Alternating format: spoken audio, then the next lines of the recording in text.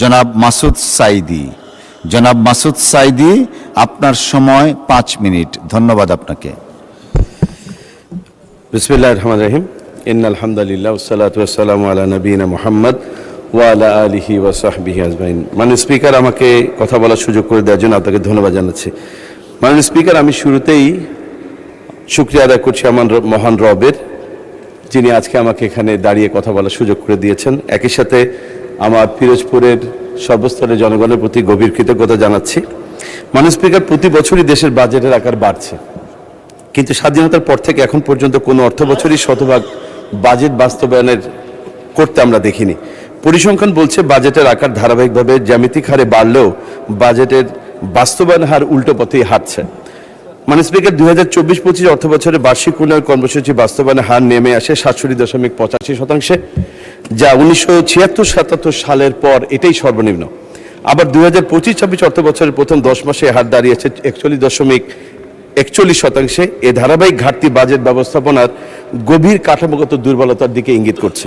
মাননীয় স্পিকার, বিশেষজ্ঞদের মতে অবাস্তব অতিরিক্ত উচ্চবিলাসী রাজস্ব লক্ষ্য, কর, জিডিপি অনুতাপের দীর্ঘদিনের নিম্ন অবস্থান, ক্রমবর্ধমান ঋণ ও সুদের চাপ, নীতি প্রণয়নের অতিকেন্দ্রীকরণ, দক্ষ জনবলের ঘাটতি, উচ্চ মূল্যস্ফীতি, প্রকল্প বাস্তবায়নে ধীরগতি এবং প্রশাসনিক দুর্বলতা সব মিলিয়ে এ বাজেট বাস্তবায়ন সম্ভব নয়। মাননীয় স্পিকার, প্রস্তাবিত 9,38,000 কোটি টাকার বাজেট একটি উচ্চাভিলাষী বাজেট।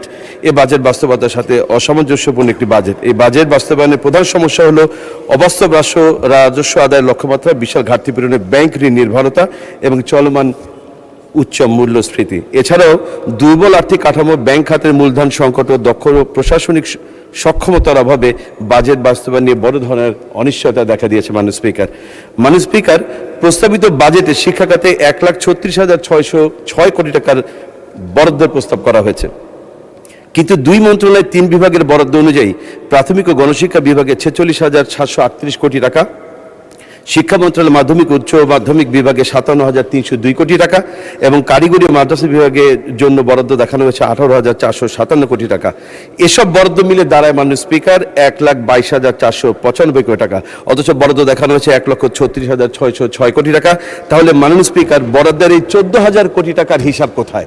এই টাকা কোথায় খরচ হবে সেই বিষয়টি এখানে দেখানো হয়নি। মাননীয় স্পিকার, আমাদের মাননীয় অর্থমন্ত্রী তার বাজেট বক্তৃতা জুলাই গণ অভ্যুত্থানের চেতনা বাস্তবায়নের কথা বললেও আমরা দেখতে পাই মাঠ পর্যায়ে বিএনপির অনেক কাজই জুলাই স্পিরিটের সঙ্গে মেলে না। মাননীয় স্পিকার, এখানে জমি দখল, অফিস দখল, বেপরোয়া চাঁদাবাজি চলছে।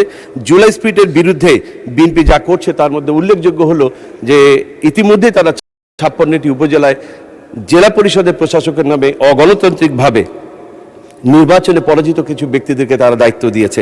একই সাথে মাননীয় স্পিকার, গত 11 জুন সরকার দেশের 8টি নগর উন্নয়ন কর্তৃপক্ষের 1 বছরের জন্য চুক্তিভিত্তিক বিএনপি দলীয় কিছু নেতাকর্মীদেরকে সেখানে নিয়োগ দেওয়া হয়েছে।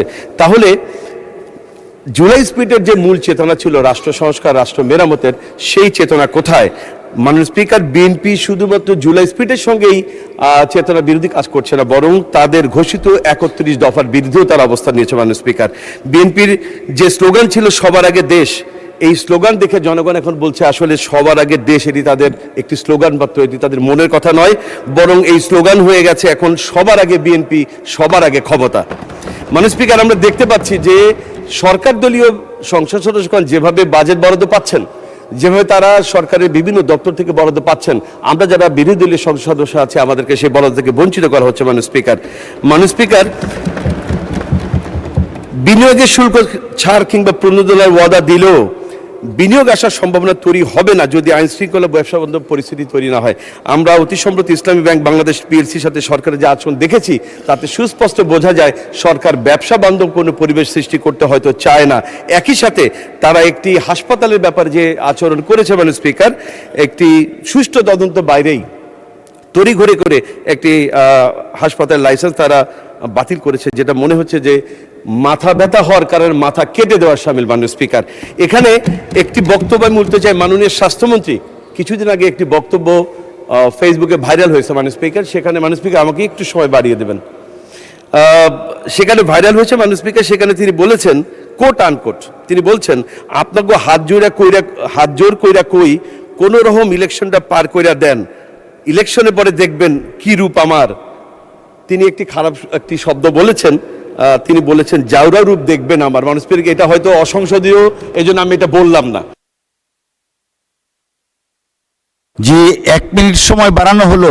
থ্যাংক ইউ 1 মিনিট, ধন্যবাদ। তাহলে জনগণের মনে এখন প্রশ্ন দেখা দিয়েছে, তড়িঘড়ি করে হাসপাতাল লাইসেন্স বাতিল করার মাধ্যমে মাননীয় স্বাস্থ্যমন্ত্রী তার সেই রূপটি দেখালেন কিনা। মাননীয় স্পিকার, আমি আমার এলাকার কিছু কথা বলতে চাই। মাননীয় স্পিকার, আমার নির্বাচনের সময় আমার নির্বাচনের ওয়াদার মধ্যে দুটি ওয়াদা খুব প্রথম সারির দিকে ছিল। একটি ছিল পিরোজপুরকে একটি অর্থনৈতিক অঞ্চল হিসেবে ঘোষণা করে আমাদের শিল্প কলকারখানা স্থাপনের মাধ্যমে কর্মসংস্থান সৃষ্টি, এবং আরেকটি ছিল পিরোজপুরে রেল লাইন নেওয়ার জন্য। মাননীয় স্পিকার, আমি মাননীয় প্রধানমন্ত্রীকে ধন্যবাদ জানাই। আমাদের নির্বাচনের আমার যে ওয়াদাটি ছিল, যেটি আমি জাতীয় সংসদে আমার ৭১ বিধিতে বক্তব্যে বলেছিলাম, আমার সেই দুটি দাবি পূরণ হয়েছে। পিরোজপুরকে অর্থনৈতিক হিসেবে ঘোষণা করার জন্য একটি পাশ হয়েছে এবং রেল লাইনে যাওয়ার ব্যবস্থা হয়েছে। এই জন্য মাননীয় প্রধানমন্ত্রীকে আমি ধন্যবাদ জানাচ্ছি। একই সাথে আমার পিরোজপুরে মাননীয় স্পিকার ৬,০০০ কোটি টাকা দুর্নীতি হয়েছে, যেটি এই সংসদে সকলে জানেন। আমার এই ৬,০০০ কোটি টাকার কারণে বিগত 2 বছরে আমাদের পিরোজপুরে উন্নয়নমূলক কাজ হয়নি। আমাদের পিরোজপুর, নাজিরপুর প্রত্যেকটি এলাকা রাস্তাঘাট বিধ্বস্ত। আমি আজকে এই সংসদে দাঁড়িয়ে